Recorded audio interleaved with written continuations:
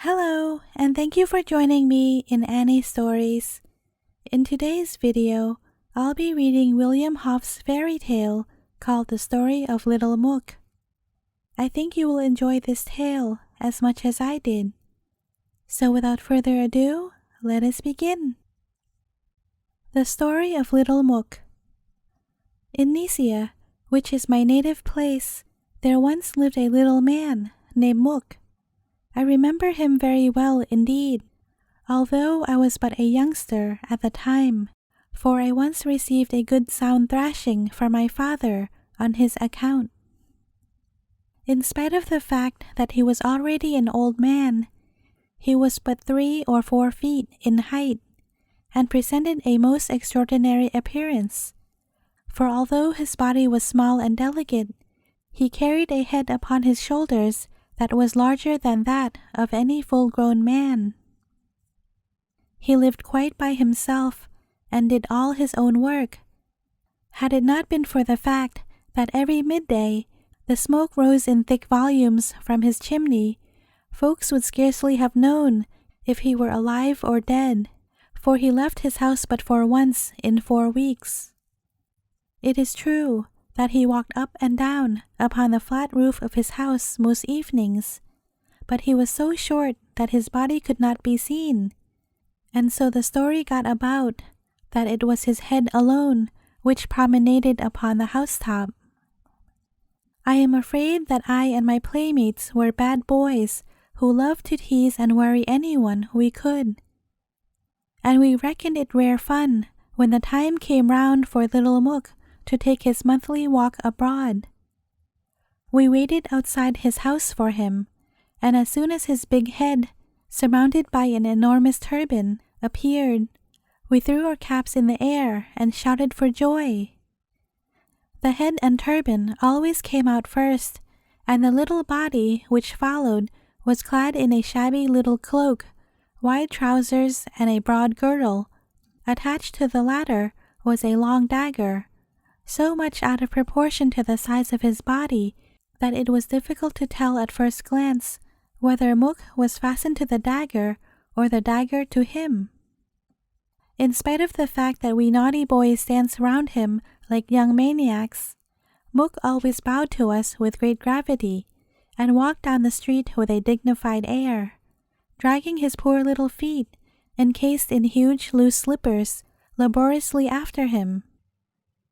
We had made up a little rhyme which we sang as we danced around him. It was as follows: Little Mouk, we know you well. In a great big house you dwell. Only once a month you go for a walk with footsteps slow. Though but you're a dwarf, 'tis said, you've a mountain for a head.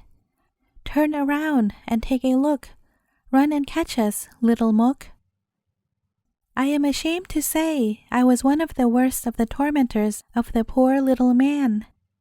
I would twitch his cloak, and once I went behind him and trod on his huge slipper, thus causing him to fall.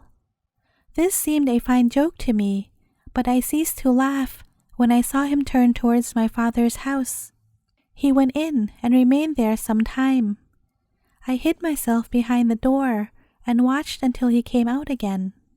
He was accompanied by my father, who held his hand and bowed repeatedly and most respectfully to him as he took his leave. But I must confess that I felt very uneasy upon seeing this, and remained a long time in my hiding place. But at length hunger, which I disliked even worse than a thrashing, forced me to come out, and I stole into my father's presence, shamefaced and with bowed head. I hear you have been playing your pranks upon the good little Mouk, said my father in stern tones. I am now about to tell you his story, after which I am quite sure you will never wish to mock and annoy him again. But first I must punish you for the offense you have committed in the usual way. The usual way meant 25 strokes with the stem of his long pipe. Having unscrewed the amber mouthpiece, he used it to give me the sound thrashing I so richly deserved. He did not spare me a single stroke, but when he had finished, he ordered me to pay attention whilst he related the story of little Mouk. The father of little Mouk, whose real name is Moukra, was a highly respected, though poor man, who also lived in Nicia. He was almost as much of a hermit as his son is.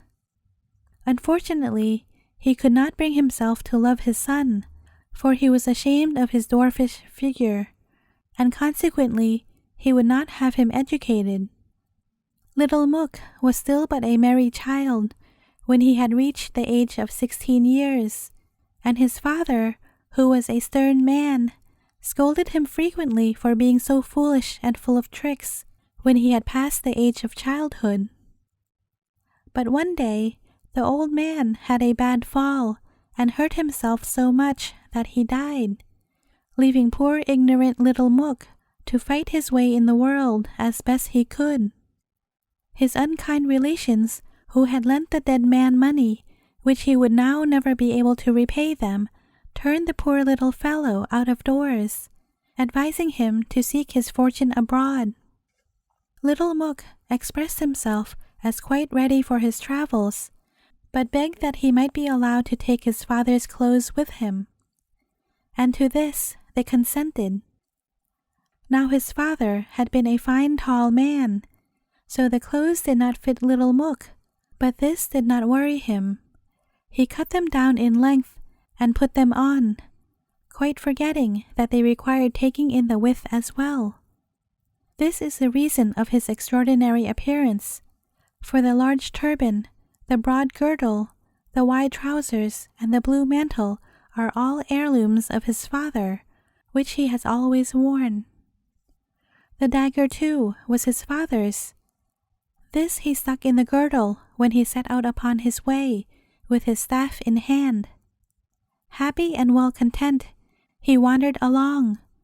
If he spied a piece of broken glass glittering in the sunshine, he put it in his pocket, believing it was a diamond.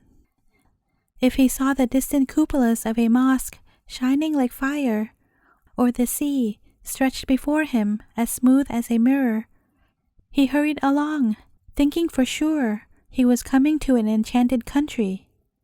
But alas, the magic pictures changed as he approached them, and all too soon his weariness and empty stomach reminded him that he was still in the land of mortals. Thus he wandered on for 2 whole days and nights, hungry, weary, and dejected, in search of a fortune he began to fear he would never find. The wild fruits were his only food, and the hard earth was his bed. On the 3rd morning, from the top of a high hill, he saw a large town. He could see the glittering crescent and bright-colored flags upon the roofs, and it seemed to little Mouk that they beckoned him nearer. He stood a few moments watching the town and its surroundings in surprise. There will little Mouk make his fortune, if anywhere, he said, and in spite of his fatigue, he jumped for joy. Then summoning all his strength, he began to walk towards the city.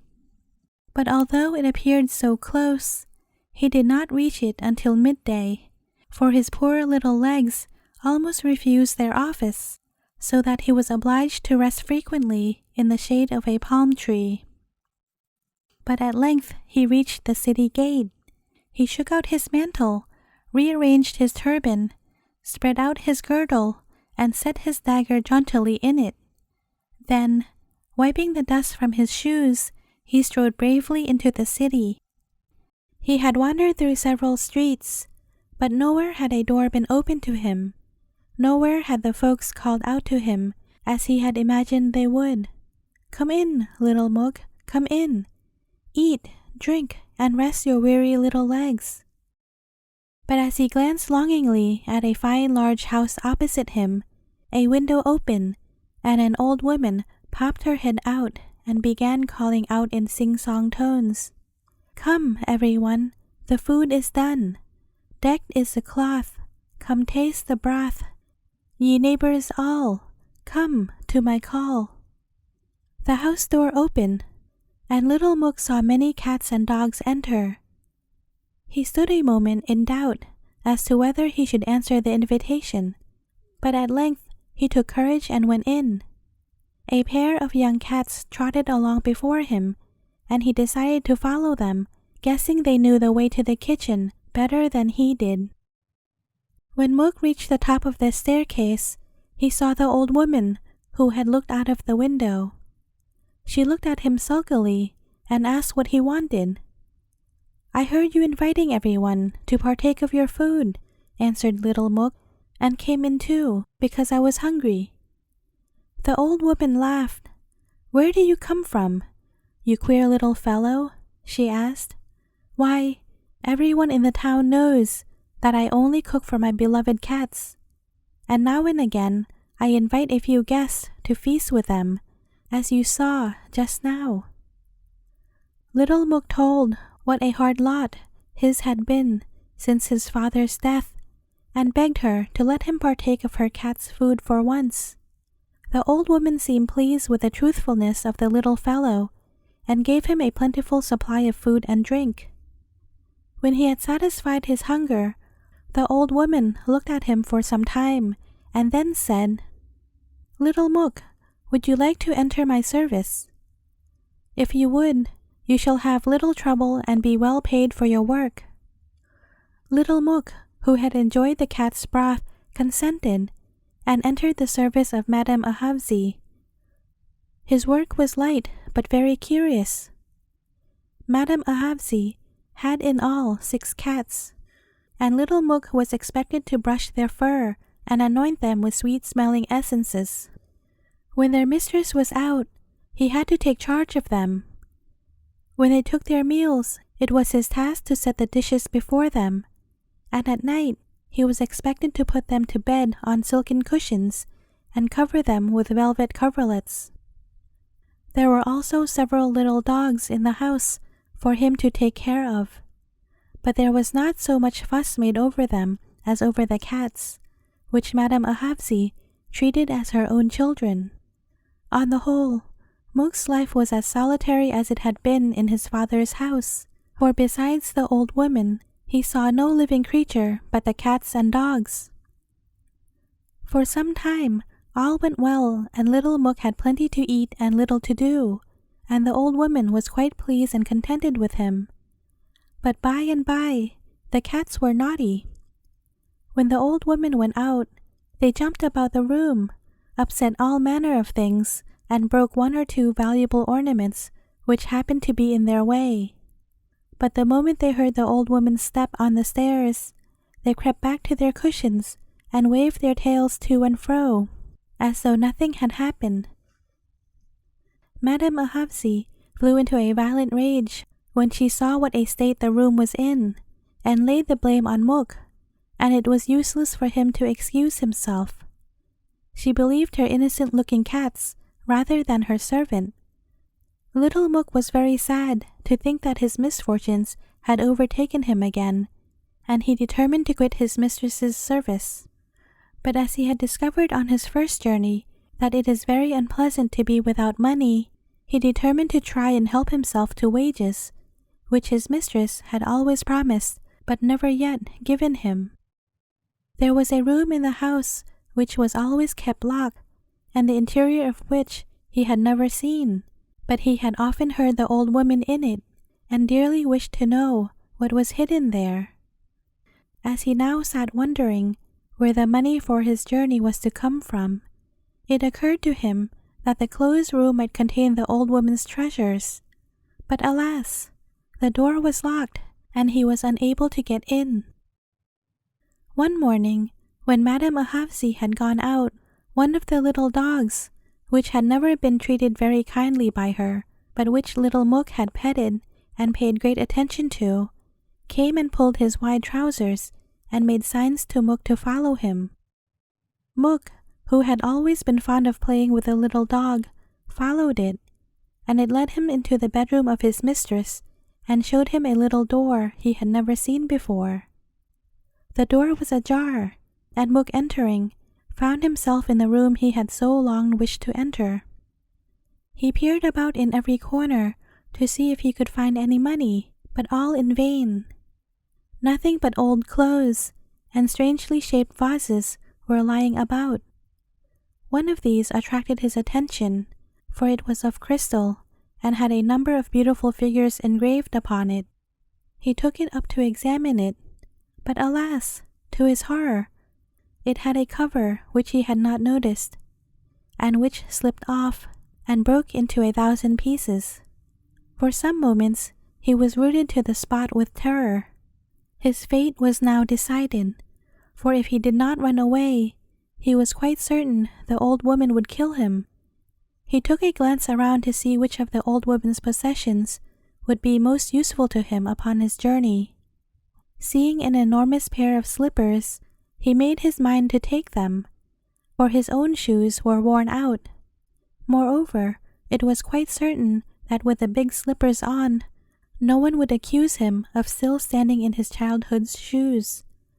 So he quickly exchanged shoes, took a fine walking stick which had a handle carved in the form of a lion's head, and going to his own room, donned the turban and cloak that had been his father's, and left the house and town as fast as his legs could carry him. Once outside the town, he still continued running, for he was afraid the old woman would overtake and punish him. But at length he grew very weary, for his little body had to support such a large head that he was soon overcome with fatigue. But when he would have stopped, he could not. The big shoes kept urging him on, and he guessed at length they must be magic shoes. He did not know how to prevent them dragging him along, but, driven to despair, he cried out, as though to a pair of restive horses, "Stop! Stop! Oh, stop!" And the slippers immediately stopped, and Mouk threw himself upon the ground, quite worn out. He was delighted with the slippers, for, after all, he felt he had gained something for his work which would probably assist him on in the world, and help him to make his fortune. But in spite of his pleasure, fatigue overcame him, and he fell asleep and dreamt. In his dream, the little dog, which had assisted him in obtaining the slippers, appeared to him and said, "Dear Mouk, you do not seem to quite understand the use of the slippers. Turn round on the heel when you have them on 3 times, and you will then be able to fly wherever you please. With a little stick, you will be able to find treasure, for wherever gold is buried, it will strike the earth 3 times, and where silver is buried, twice." Such was little Mouk's dream, and when he awoke, he determined to make a trial in order to discover if the dream had any truth in it. He put on the slippers, and, lifting one foot in the air, turned round on the heel of the other. But it was a difficult task, and the poor little fellow's enormous head dragged him sometimes this way and sometimes the other, so that he fell over 2 or 3 times before he finally succeeded. But succeed he did, and then, wishing himself to be transported to the nearest town, he found himself raised in the air and flying through the clouds like the wind, and before he could grasp what was happening, he was in the marketplace, where many booths had been set up, and where innumerable people were running to and fro. He went in and out among them, but presently decided to seek a quieter street, for in the crowded market, folks constantly trod upon his big slippers and nearly threw him down, or else his long dagger stuck into the people, and he then had some difficulty in avoiding the blows rained upon him.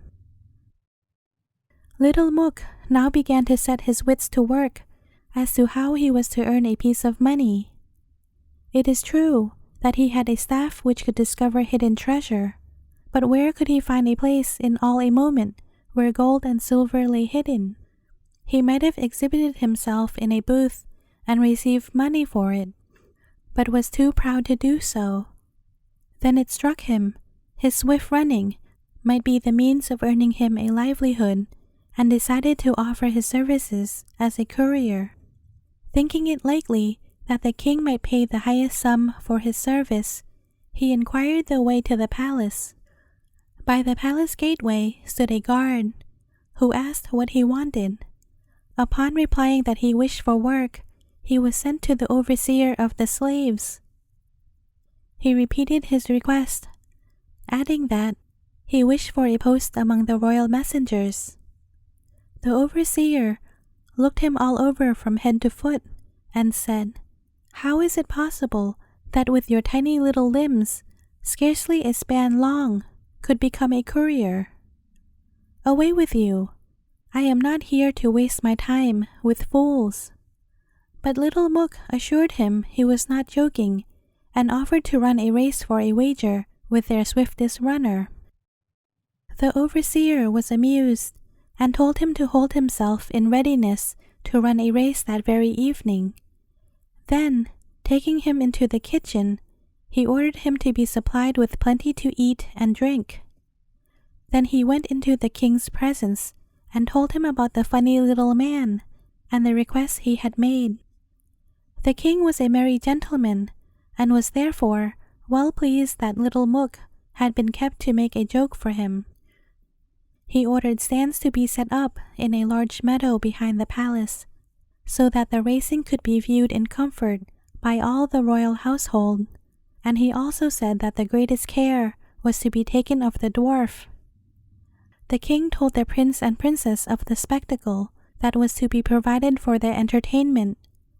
They told their servants, and so, as the evening approached, everyone was in a state of pleased expectancy, and everyone that had a leg to stand upon was hurrying to the meadow to see the boastful dwarf run a race. When the king and his sons and daughters had taken their seats, little Mouk appeared and made a deep obeisance to the distinguished company. A shout of merriment greeted the uncouth little figure, for the people had never seen such a sight before. The little body, surmounted by a huge head, and cloth in the mantle and wide trousers, the long dagger stuck in the broad girdle, and the tiny feet in the big slippers. Oh, altogether, he looked too funny for anything, and roar after roar of laughter went up. But Mouk was not in the least put out by the laughter. He stood leaning proudly upon his little staff and waited for his adversary. The overseer of the slaves, according to Mouk's request, had selected the very best runner in the kingdom, and he now stepped forward and placed himself beside the little man, and both awaited the signal to start. Then the Princess Amarza waved her veil, which was the signal for the start agreed upon, and, like two arrows aimed at the same target, the runners shot forward across the meadow. Mouk's adversary had the advantage to begin with, but the little man, arrayed in the magic slippers, soon overtook him, passed him, and reached the winning post long before the other came in, gasping for breath.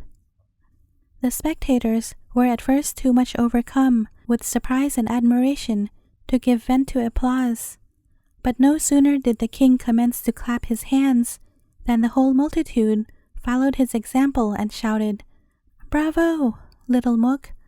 Long life to the winner of the race!" When little Mouk was brought before the king, he bowed to him and said, "Sire, I have given you a small proof of what I am able to accomplish. I pray you, now grant me a position as courier to your majesty." "Your request is granted," replied the king.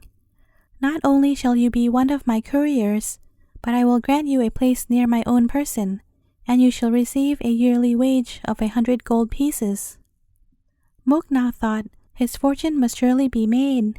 From that time, he was employed constantly by the king to undertake all messages of importance and secrecy, and as he performed his duties with diligence and speed, he continued to gain the king's favor. But the king's couriers were all jealous of him, for they could not bear that their master should prefer a dwarf to them, and they made many plans to oust him from the royal favor, none of which succeeded. It grieved little Mouk that he should be the object of their anger, and he made up his mind to perform some act of kindness to them which would reconcile them to him. It was then he remembered his staff, and he thought to himself that if he could discover a hidden treasure that would probably benefit them all, he would surely endear himself to them. So whenever he went out, he took his staff in his hand, for he remembered to have heard that the father of the present king had buried a great deal of his treasure, and had died before he could manage to tell his son where it was hidden. One evening, chance led him into a part of the palace gardens that was but seldom used, and suddenly he felt his staff strike the ground 3 times.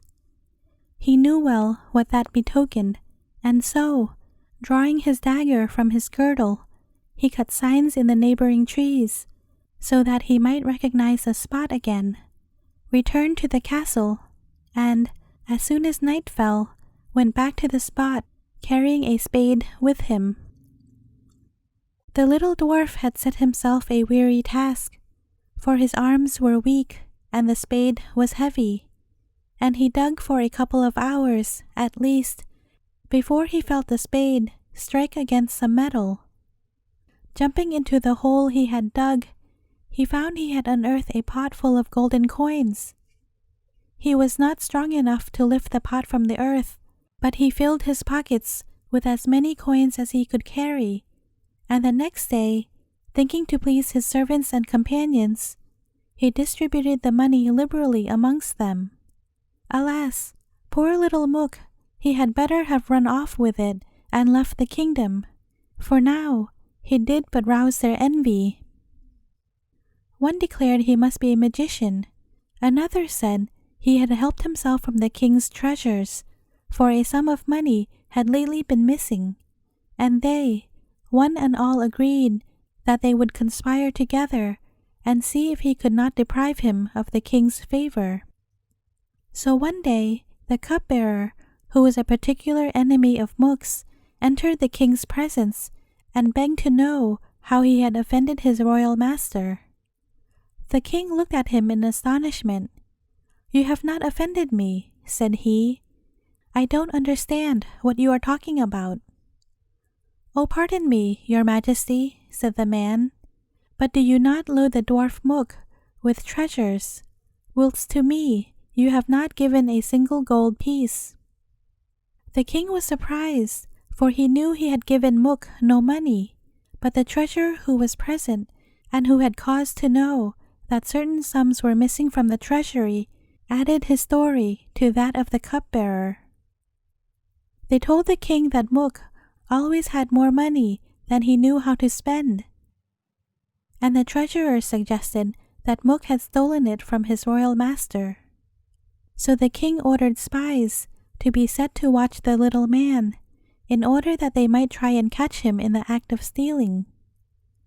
The following night, little Mouk, who had generously given away all his money, stole out to the garden with his staff and spade to find more treasure. It was not long before he discovered another pot of gold, and had just uncovered it and begun to fill his mantle with coins, when his enemies fell upon him, bound him hand and foot, and led him before the king. They unearthed the pot of gold, and carried that with them too. The king was not in a very good temper, for he had been awakened from his sleep, and so his poor little courier got a very bad reception. The wicked men who had caught Mouk now began to accuse him of having stolen the pot of money, declaring they had caught him in the act of burying it in the earth. The king asked the accused what he had to say for himself, and bade him tell how he came by so much money. Little Mouk, knowing his own innocence, told the king boldly that he had found the pot in the garden, and he had been digging it out, not burying it. All present laughed loudly at the impudence of the little dwarf in making such a foolish excuse, but the king was furious. "You wretched little thief," he cried, "how dare you lie to me in this barefaced manner, after having robbed me too?"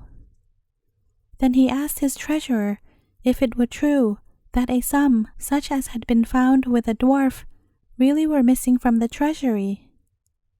Of course the treasurer declared that not only that sum, but more still had been missing from time to time, and that he was absolutely certain that it had been stolen. The king commanded that little Mouk should be heavily chained and shut up in a prison in the tower, and the king bade the treasurer carry the pot of gold away and count it carefully and put it back into the treasury. The dishonest man carried the pot home and counted out the gold, and when he came to the bottom of the pot, he found a paper on which was written, "An enemy has overrun my land, and I am forced to bury my treasures. Whoever finds this must carry it to my son, or else the curse of a king will rest upon him. Signed, King Said." This paper the treasurer did not show to his master. Poor little Mouk was in sad straits, and wearied his brain trying to think of a way out of his trouble. He knew that to rob the king was usually punished by death, and yet he could not make up his mind to tell the secret of his magic slippers and staff, guessing rightly that they would probably be taken from him. His slippers was of no use to him now, for he was chained closely to the wall, and think as he would, he could hit upon no plan by means of which he could escape. The following day, however, he was informed that sentence of death had been passed upon him, and he made up his mind that as the magic staff would certainly be of no benefit to him when he was dead, he might as well sacrifice it to save his head. So he asked to be allowed to speak in private to the king, and then told him the secret. The king had little faith in the story, but he decided to put Mouk to the proof, and unknown to the dwarf, a sum of money was buried in the earth. Mouk was released, and shortly afterwards had found the money, for the staff struck the ground 3 times over the spot where it was buried. The king knew now that his treasurer had deceived him, and sent him a silken rope as a hint that if he did not hang himself, he would promptly be seized and led to the gallows, for monarchs in the eastern countries show their erring servants scant mercy. Now the king had promised to spare Mouk's life if he could prove his innocence, but having discovered the secret of the staff, he began to suspect that there was some magic connected with the marvelous running powers the little man possessed. And so he declared that, unless Mouk instantly disclosed the secret, though he wouldn't spare his life as he promised, Mouk would be sent to perpetual imprisonment. Little Mouk, who had had enough of prison life during the short time he had been shut up in the tower, confessed that his speed had nothing to do with himself, but was given him by the magic slippers. He did not, however, tell him the secret of turning round on his heel 3 times. The king slipped into the shoes and commenced running around the garden like mad. He ran and ran until he was exhausted, for little Mouk could not deny himself this small revenge, and did not tell him how to make the shoes cease running. And so the king went on and on until he fell down in a faint. And as soon as the king regained consciousness, he commenced to abuse little Mouk in no measured terms. "I promise you life and pardon," said he, "but unless you are out of my kingdom in less than 12 hours, I will go back upon my word and have you hanged." He then walked off, carrying little Mouk's magic shoes and wand with him, and these he shut up at once in his treasure chamber.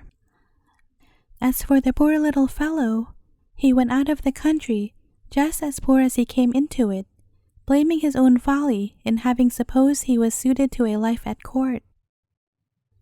As the country he had been in was not of very vast dimensions, he found himself upon the borders of it within a week, but after having been used to the magic shoes, he found it very troublesome to be obliged to walk.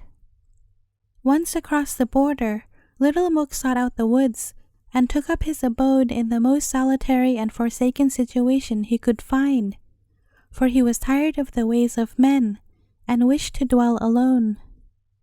He threw himself down upon the soft green grass beside a clear brooklet, in the waters of which were reflected the green fig trees which grew in abundance upon the bank. He made up his mind that he would never taste any food again, for he thought he was tired of life and wished to die. However, he fell asleep, and when he awoke, he felt so terribly hungry that he decided that death by starvation would not be a pleasant one, and got up to search for something to eat. Delicious ripe figs hung upon the tree beneath which he had fallen asleep, and he climbed up it and plucked some fruit. It tasted so good that he had a fine feast, and then climbed down in order to take a drink of water from the stream. But what was his horror when he saw his reflection in the water, for his head was adorned with 2 enormous ears, and a huge, long, thick nose. He put up his hands to his ears. They were a foot long at least. "It is meet that I should wear donkey's ears," he cried, "for like a donkey have I trampled my good fortune beneath my feet."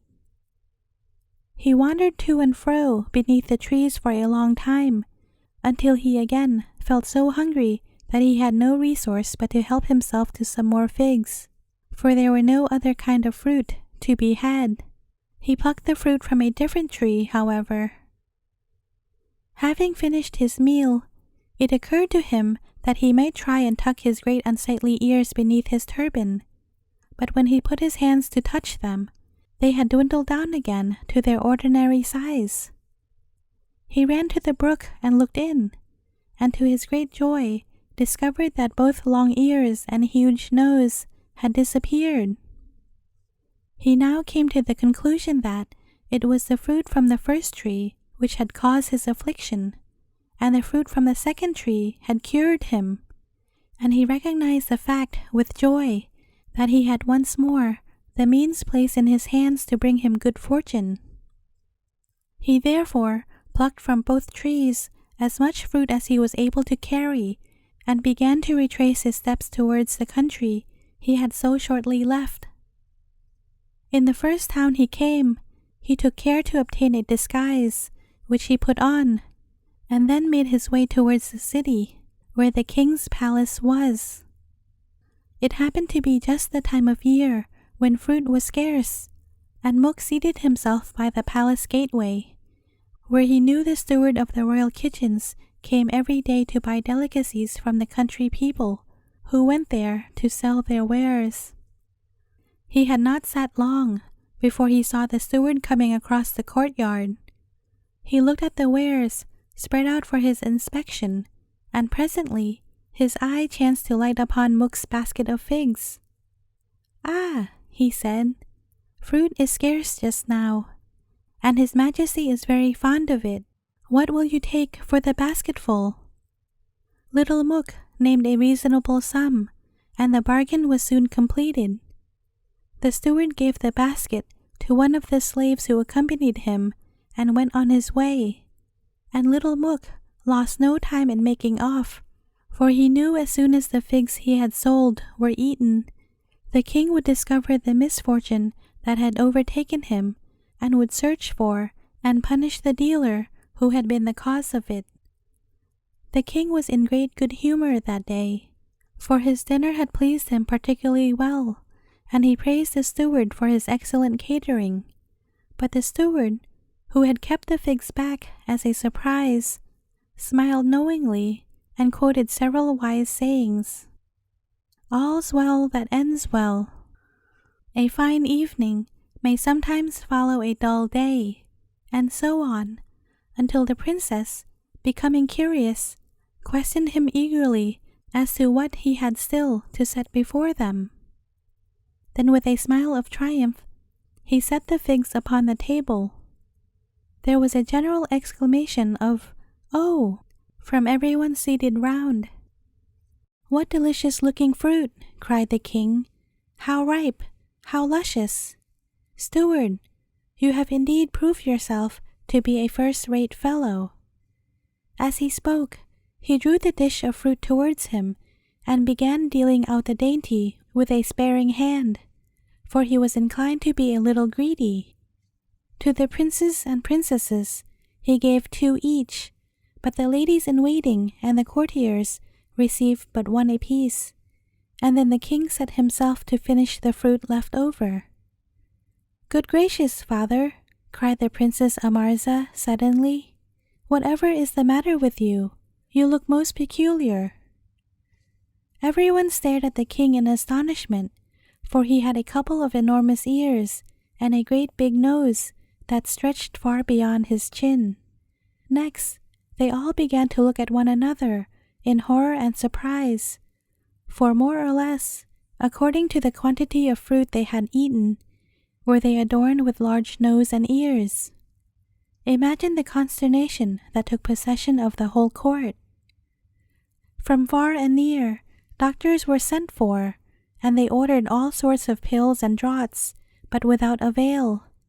They could not reduce the size of the noses and ears of the victims, and even an operation upon one of the princes failed, for no sooner were his nose and ears cut off than they grew again.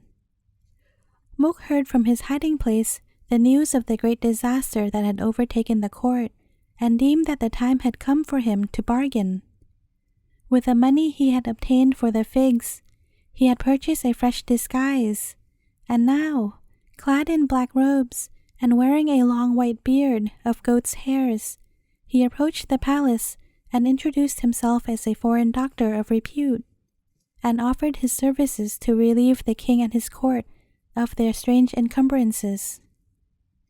At first no one paid much heed to him, but one of the princes, having eaten one of the figs he bought as an antidote, speedily felt his nose and ears resume their original size. So then everyone came thronging round him to be cured. Last of all came the king, and, taking him by the hand, led him into his treasure chamber and bade him choose whatever he would, if he would only free him from the shameful calamity that had overtaken him. These words fell like tones of sweetest music upon Mouk's ears, for he had already spied his slippers and little magic staff upon the floor of the treasure chamber. He walked about admiring the various treasures until the king was off his guard, when Mouk slipped his feet into the slippers and grasped the magic staff. Then, tearing the false beard from his face, he allowed the king's gaze to rest upon the well-known features of his little courier. "Faithless king," replied Mouk, "you who repay faithful service with ingratitude, take as a well-deserved punishment the deformity that you bear. Your long ears and nose will remind you daily of little Mouk." As he spoke, he wheeled round quickly upon his heel, and at the third turn he wished himself far away, and before the king had time to call for help, Mouk had disappeared. Since then, the little man has lived here in our town, but he keeps himself aloof from his fellow men because he has learned to despise mankind. Experience has made him a wise man, and his wisdom calls for your respect and admiration, even though his appearance may happen to be somewhat extraordinary. This is the story as my father told it to me. I express my sorrow and repentance for having so plagued the good little man, and my father gave me another thrashing to keep me from forgetting my manners in future.